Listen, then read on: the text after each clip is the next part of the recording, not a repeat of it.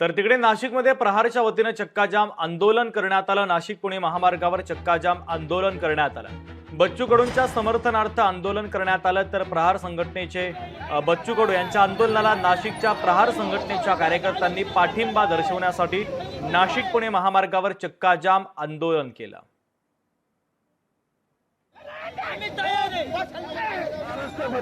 कोणताही अधिकारी असो, सरकार असो, फडणवीस सरकार असो, त्यांनी याची दखल घेतलेली नाहीये। 17 मागण्या आहे, 17 मागण्यांपैकी सर्वात महत्वाचं आहे शेतकऱ्यांचा कोरा, सातबारा कोरा करणं, दिव्यांगांना 6,000 रुपये महिन्याला पेन्शन मिळणं, दिव्यांगाचं अनुदान 6,000 रुपये वाढणं, अशा महत्वाचे 2-3 मुद्दे आहे। मात्र 17 मागण्यांसाठी बच्चू कडू आमरण उपोषण करत आहेत। आज 5वा दिवस आहे, मात्र सरकारला जाग येत नाही।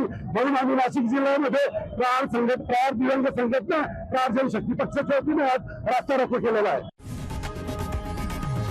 लोकशाही मराठी ऐका, पहा, जागरूक रहा।